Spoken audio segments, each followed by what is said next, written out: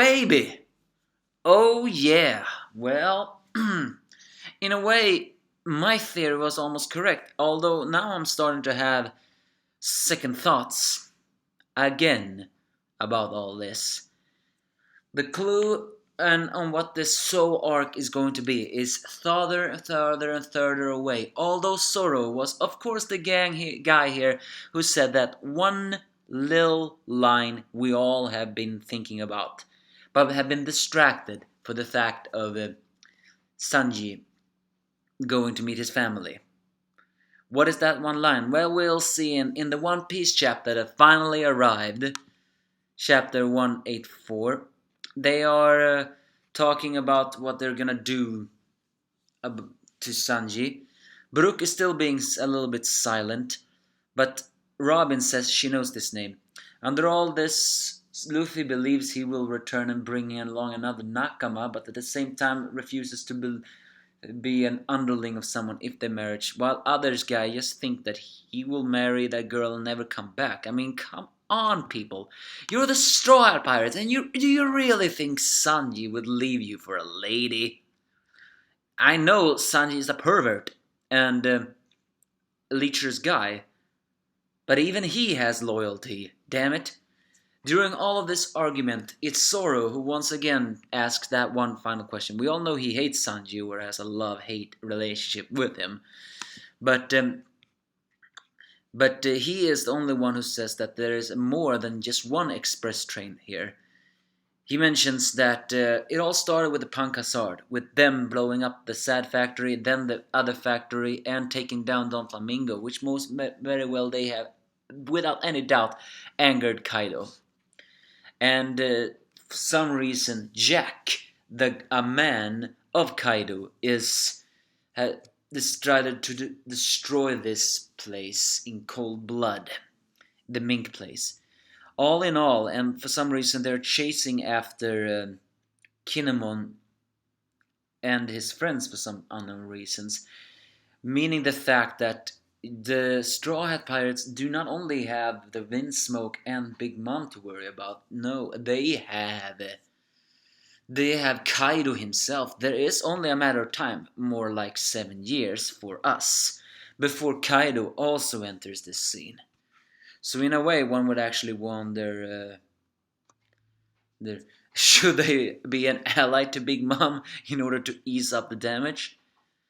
But whatever's gonna happen, they should know that they have more than just Big Mom to worry about now. They have Kaido, 2 Jonkos, and a rookie crew member. I don't think even the Straw Hat Grand Fleet is enough. No, they need more stronger allies. So, but Luffy being Luffy, of course, wanna ask Sanji himself, but that's easier said than done. But we also get to hear that Peckham's actually survived, which is good. Is he gonna now become an ally to the Straw Hats? Would have been kind of cool if he does. I mean, a la Arlong Pirates when Hacham. But then again, is he really gonna betray Big Mom that easy? Just because Beige shot him. Beige was technically a newcomer, but it could very well be that. Eventually, they make it to the Guardian's residence.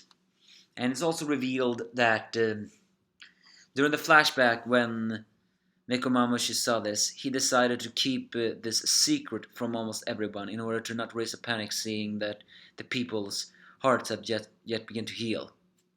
And now the Guardians welcome Straw Hats with open arms. In a way, you could consider this a little bit of a plot hole. From extreme hostility to suddenly big building thing.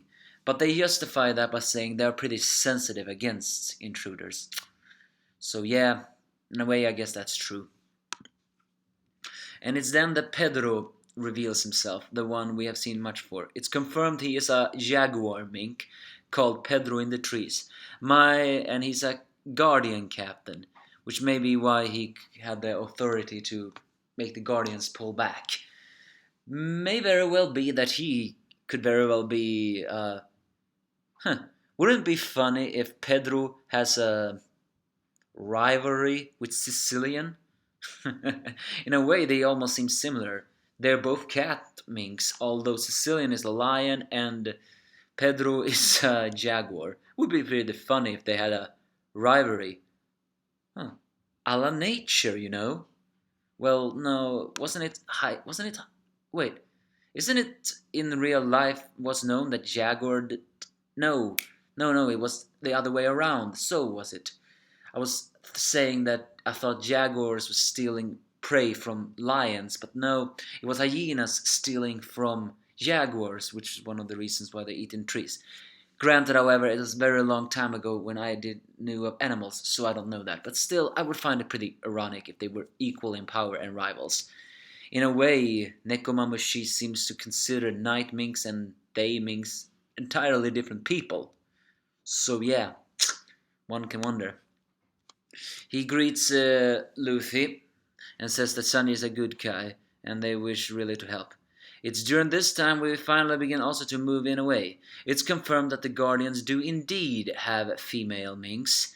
And who is the female mink that greets Chopper? Well, it's none other than a reindeer mink. Or is it a deer mink? I cannot see. Chopper finally has found a crush. But in a way, you could consider that a little bit freaky too.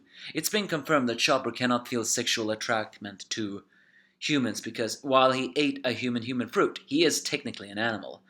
Then again, comparing to minks, I feel a little bit of anger when people compare Chopper to a mink. He is not a mink. There are dozens of different reasons for that. One, Chopper's form, want to say. Two, his Soen transformation. And three, the mink tribe are basically just living animals with a humanoid form. Chopper is neither of those. He's a fusion of a monster, reindeer, and a human. So, in a way, I consider it pretty ironic that he would fall for a reindeer or deer mink. But it's pretty good. Chopper finally has found love. Either way, back on that one, it's revealed that Nekomamushi also is a little bit of a rebel child. He's eating fat things and is actually brushing his teeth with his arm that he lost and eating fat food. According to and bathing. According to Chopper, he shouldn't do that. He justifies it by saying he's a freedom-loving kind of man. Nekomamushi is also very much a stereotypical cat. He likes to hug people with very grand chase balls, and his wounds gets reopened, and he's likes to play with those fluffy things. But it's revealed that sorry for saying revealed all the time, but that's how I review this chapter. But he just like Inuarashi also has a sense of honor, seeing that he thanks them for saving them and he hopes to repay this debt. As Chopper begins to treat him again, in order to not watching his needles, Robin plays with Nekomamushi using these fluffy dandelions or whatever they're called. Because he's scared of shots. The cat toy, foxtail. I can see why Brooke is a little bit fascinated with him. Also, we have heard a little bit of his song. Have you read the Wikia? Apparently, one of the reasons why Nekomamushi came into the story was because Oda heard Brooks Seiyu's Cho, which is his stage name, I think, singing a Nekomamushi song. He liked it so much so he included that song and the character into this place. But then they go visit Peckham, so is of course to be alive, and he shadows it all.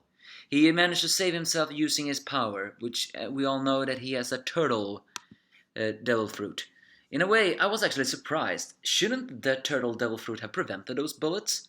Or was Cabone Besh's troop members very good shooters? It's difficult. But it seems that he either did partially protecting it or something. But he is either way, Peckham is either way alive. And he reveals that the one who did order up this wedding was not only Mama, but the father of the Vinsmoke family. The father who is an infamous man in the underworld, mind you. An infamous man in the underworld! And the Vinsmoke is a family of assassins. Are we gonna get a Hunter x Hunter vibe here? More just like that? I know Uda and that Togashi Hieta's guy are friends, so in a way I wouldn't be surprised if the Vinsmoke has a little bit of a Hunter x Hunter XP into it. In a way, you could almost say it's like that. I mean, Sanji left. Then again, the difference between him and Killua may very well be that, well, he left a very long time ago. If there really is a you know what situation, maybe the Vinsmoke family should hold a child, just like the Soldric did, and Sanji was the only one who treated that person with respect. But I hope not. I do not want any gender confusing in One Piece. It's too confusing that. It's better to just have the Okamas. But then, yeah, a family of assassins. Not royalty, but assassins. But they are infamous. So this doesn't necessarily seal the world government, deal, all in all. It does seal the one that the Vinsmoke is noble family. But hear me out here. What I'm trying to say to you all is, uh, if they are assassins, then what kind of assassins are they? Are they CP9? I mean, CP9 and CP0. We know the CP0 are connected to world nobles. I mean, they're basically bodyguards. And they are in the underworld. Could it be that the Vinsmoke family is a CP0 uh, family and of assassins? And that's how they managed to bribe the government? Then again, the CP9 were tight-lipped, so technically they shouldn't have had that much power, although their skills were well known to the other Marines. So yeah, I'm asking, if they really are family of assassins, this still doesn't answer the question on how could they then have the power to, you know what, change the bounty monsters. They're more than just a family of assassins. In a way, maybe the government have paid them for doing dirty things. Whatever, if the CP0 is involved in this arc, I will be most delightful. I mean, we need to see them being crushed. After all, we saw confirmation of Dragon that the CP0 is getting stronger. This is basically this chapter. A long review, but I had to say that.